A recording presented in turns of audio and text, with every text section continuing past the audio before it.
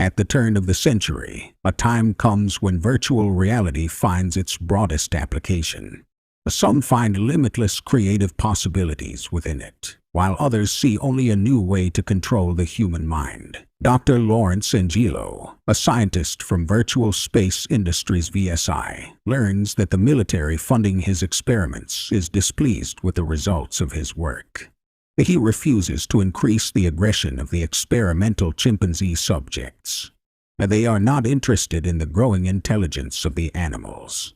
They need the perfect soldier. While Lawrence argues with his supervisor, Timms, the chimpanzee named Roscoe, who trained on a virtual simulator to kill anything in its sight, breaks out of its cage.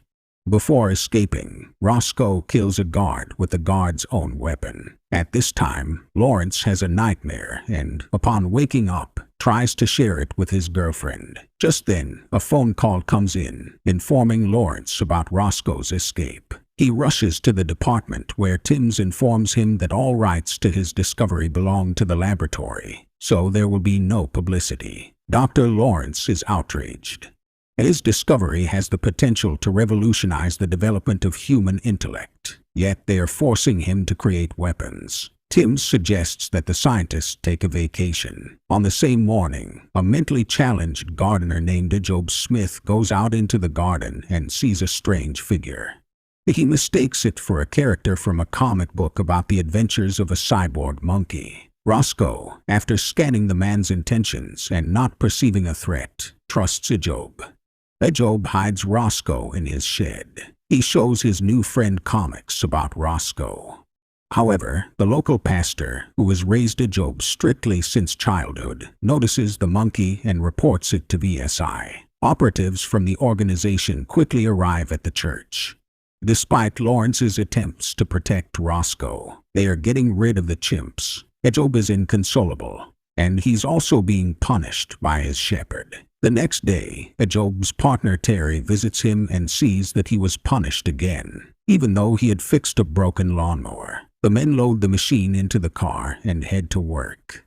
They stop at a gas station on the way, where Job gets into an altercation with a mechanic who insults him. Meanwhile, Timms informs the director of VSI that Lawrence has rejected the project, but the director is confident that Lawrence will return soon. At the same time, the scientist himself is training with his creations, fully immersed in the virtual world, which angers his girlfriend greatly. Later, Lawrence observes Job mowing his lawn and interacting with neighbors, a boy named Pete and his mother, Carla. However, Pete's father arrives and harshly dismisses Job as a weird lawnmower. In the evening, the priest chastens Job again, supposedly for not fulfilling his duties as a janitor.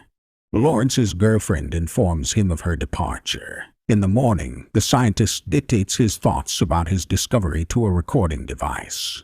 He sees Job tidying up the lawn. Job watches the young man for a while and then suddenly offers to play a special game that will make him much smarter. Job initially makes mistake after mistake, but soon understands the algorithm.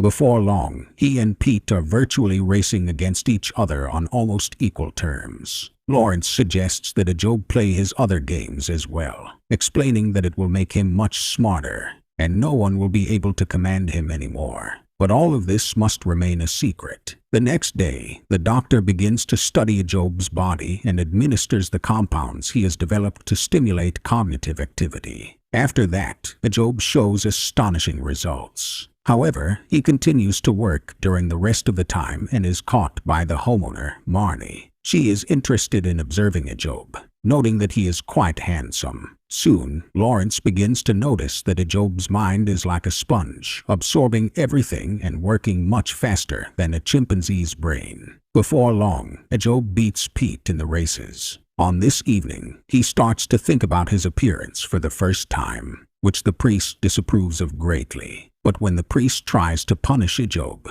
he fights back, forbidding himself to be beaten and demanding payment for his work. The shady priest leaves. Meanwhile, Lawrence tells Timms about his work with Job. He has now eliminated the aggression factor and is very pleased with the results.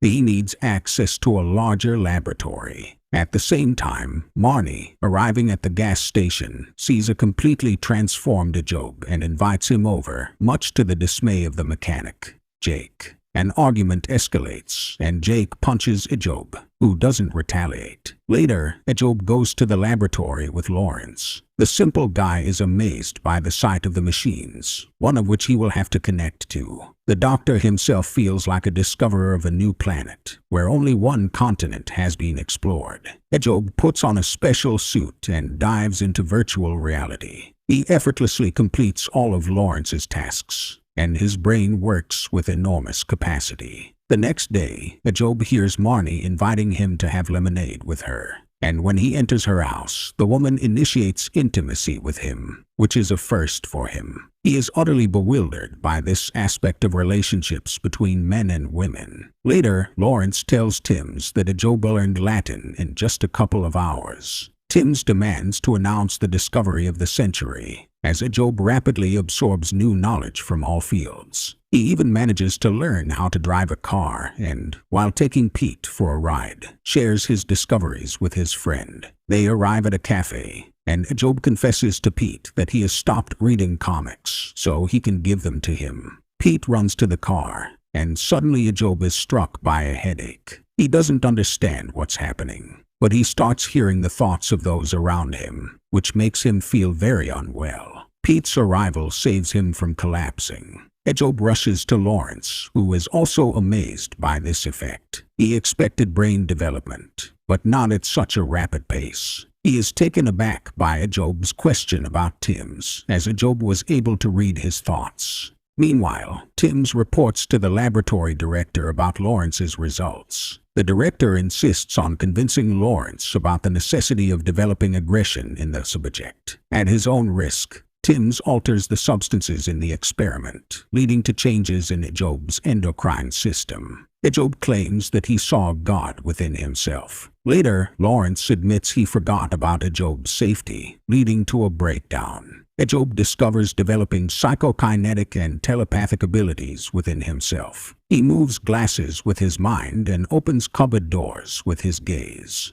On one occasion, after reading Marnie's thoughts, he leads her into the laboratory, where he connects her to the system and immerses her in the simulation. Initially, she enjoys it, but soon begins to feel anxiety and fear. She demands to disconnect the system, but Job only does so after detecting an overload in her brain. He removes her from the system, but she doesn't recognize him. The next day, he makes the lawnmower work autonomously, while Marnie remains in her own world, unresponsive to her surroundings. Job rushes to the laboratory and demonstrates his telekinesis abilities to Lawrence. Lawrence is deeply impressed. Job claims that Lawrence has merely awakened his brain, as humanity once knew and possessed these abilities. Lawrence persuades him not to rush and to gradually acquire these new skills. However, Job starts exerting pressure on his doctor's mind, demanding to continue the experiment. Lawrence is frightened and fears for Job's sanity. Later, Lawrence presents his discovery to the board of directors, and Timms admits to altering the protocol without authorization,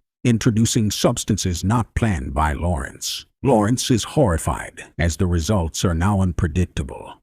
He leaves the laboratory, refusing to continue the work. Meanwhile, Job sneaks into the laboratory and administers himself a massive dose of the substance. Timms convinces Lawrence to return to the project because, on the director's orders, their people are coming for his subject. It dawns on Lawrence that he is also being prepared for capture. He strikes Timms and escapes from the room, but one of the pursuers notices the scientist. In a pinch, Lawrence grabs a champagne bottle from a passing waiter and knocks out the pursuer with a blow to the head. He runs outside, while Job administers a substantial amount of the substances and, after accessing the system, goes to the church and punishes the priest for his cruelty. The pastor is engulfed in flames, obeying the virtual command of the former outcast. Afterwards, Job heads to the gas station, where he robs the car mechanic of his sanity, who had constantly mocked him. Later, the abusive father of Peter sees the lawnmower approaching his house, which smashes doors and chases the man in the yard. In the morning, Lawrence encounters the police on his street, and an officer informs him about the night's incidents. 2 gruesome murders overnight, and they also found the distraught Marnie. The doctor realizes that Ajob is responsible for all of this. He calms Peter and his mother, while Ajob heads to his basement and puts on virtual reality glasses. Lawrence, upon finding him, also connects to the virtual reality. The new computerized Ajob reveals that he will proceed alone to achieve the final stage of evolution, becoming a being of pure energy, and then connect to all the computer systems in the world. He promises that his birth will be announced through every phone on the planet simultaneously ringing, declaring himself as the Cyber Christ. However, he penetrates Lawrence's mind and learns that the Institute plans to take him back. He contacts the doctor just as the militants are approaching the doctor's house. With his new abilities, Gob literally tears bodies apart, then announces his departure into laboratory equipment. He summons Terry, who heads to the doctor's house, while the Institute's director informs Timms that Lawrence has invented an unimaginably powerful weapon and demands that all of the doctor's developments be delivered to him. Meanwhile, Terry drives Ajob to the laboratory, unaware of Peter and Carla arriving at the doctor's house. Peter goes into the basement, finds the bound doctor, and frees him, while the laboratory gates open by themselves. Lawrence gains remote access to the VSI computer, sending a destructive virus that disrupts their operations. Around his house, communication goes down, and his car gets damaged. However, he finds explosives stored in the garage. Meanwhile, the laboratory guards attempt to block the gates, but they are overwhelmed by a sudden headache, unable to stop Ajob and Terry from entering the premises. Ajob unleashes virtual insects on the guards, causing them to panic and scatter in fear. The pair make it to the lab building, and when one of the guards shoots at the car, it hits Terry, Ajob's friend and partner. In response, Ajob forces the guard to shoot himself. Afterward, Ajob disintegrates Timms, while Lawrence, Peter, and Carla make their way to VSI.